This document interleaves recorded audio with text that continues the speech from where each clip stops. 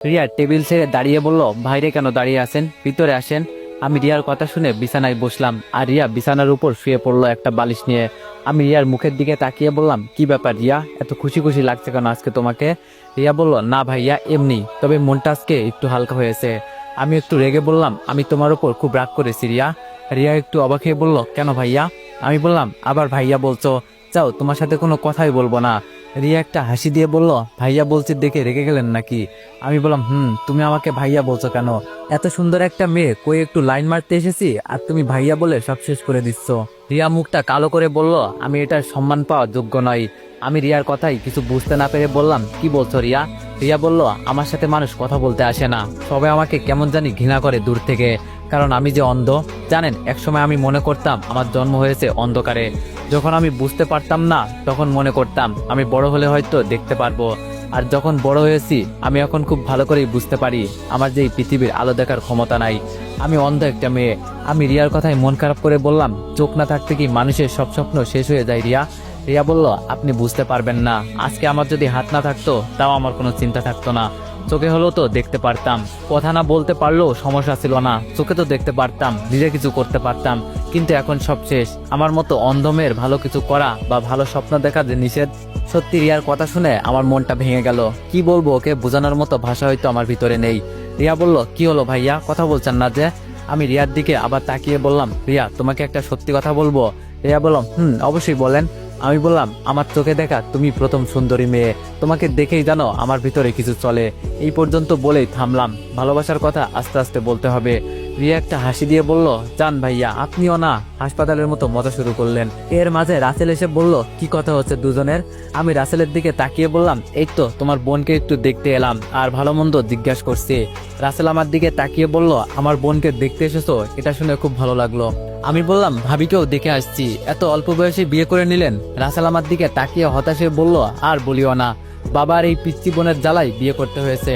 রিয়া মুখটা লাল করে বলল, ভাইয়া আমাকে নিয়ে কোনো কথা বলবি না কেন? যখন আমার কাছে এসে আমার পা ধরে বলতি, বোন রে এই মেয়েকে ছাড়া আমি বাঁচবো না, তখন আমি যদি বাবাকে না বলতাম তাহলে তোর বিয়ে হতো।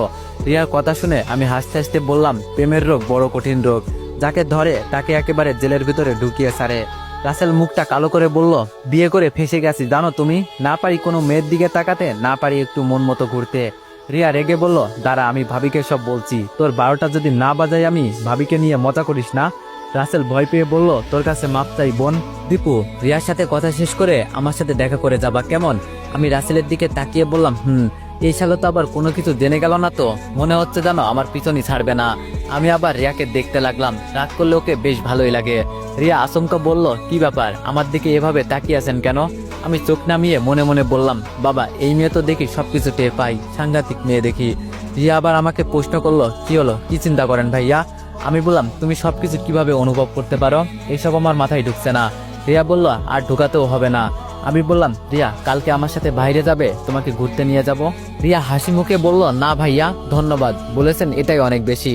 আমি রিয়াকে একটু জোর দিয়েই বললাম, তুমি চিন্তা করিও না, সাথে আমার আপু থাকবে।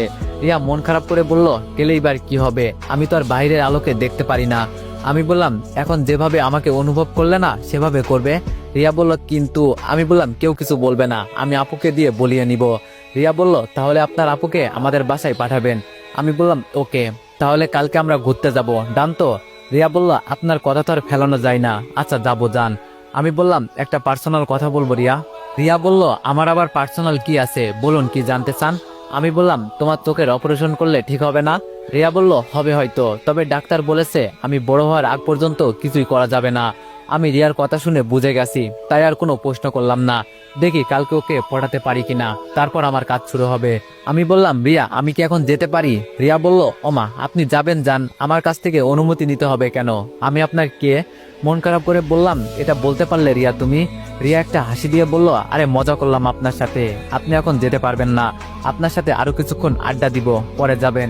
আমি একটা হাসি দিয়ে বললাম, আর কি আড্ডা দিব বলেন? রিয়া বলল, আপনার সম্পর্কে কিছু বলেন। আমি বললাম, আমার পরিবারই আমার কাছে সব। রিয়া বলল, সে তো সবার ক্ষেত্রেই। আচ্ছা আপনার কোনো গার্লফ্রেন্ড আছে? সত্যি কথা বললে হবে না, আর আমি জানি তানিয়ার সাথে খুব শীঘ্রই আমার ব্রেকআপ হবে, ওকে এখন আমার আর ভালো লাগে না একদম। আমি বললাম, না রিয়া, তেমন কেউ নেই, আমার পছন্দ হয় না কাউকে। আচ্ছা, তুমি কাউকে পছন্দ করো নাই? রিয়া বলল, আমার সাথে তো বলছে না, কেউ কথাই বলতে আসে না, আপনি প্রথম। আমি বললাম, আমাকে ভালো লাগে রিয়া।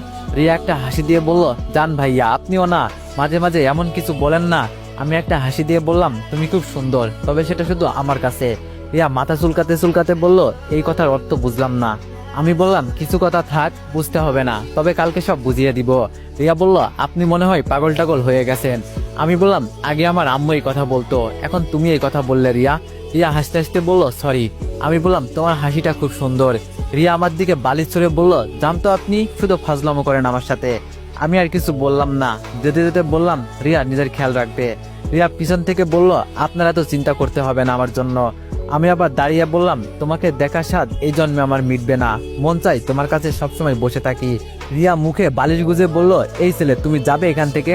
শুধু উল্টো পাল্টা কথা বলো, তোর ভাল লাগে না।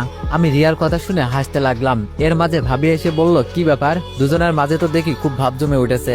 আমি একটু লজ্জা পেয়ে বললাম, তোর ভাবি, কি যে বলেন আপনি, ধরা খেয়ে গেছি, কেন যে এইসব বলতে গেলাম। ভাবি আমার দিকে তাকিয়ে হাসতে হাসতে বলল, এখন চলো আমার সাথে। আমি ভাবির দিকে তাকিয়ে বললাম, কোথায় ভাবি? ভাবি বলল, তোমার ভাইয়া তোমাকে ডাকছে। সব খুশি মন থেকে উধাও হয়ে গেল। এই রে, এখন বুঝি গেলাম। ভাবছিলাম রাসেলের সাথে দেখা না করেই চলে যাব, ভাবি তো আমাকে আরো ফাঁসিয়ে দিল এখন। ভাবি বলল, কি হলো সাহেব, চলেন নাকি রিয়ার সাথে আরো কথা বলবেন? আমি বোকা বোকা সুরে বললাম, ভাবি, আপনি কি যে বলেন না, যান। আমি ভাবির পিছু পিছু যেতে লাগলাম। ভিতরে গিয়ে দেখি রাসেল ফোনে কথা বলায় ব্যস্ত।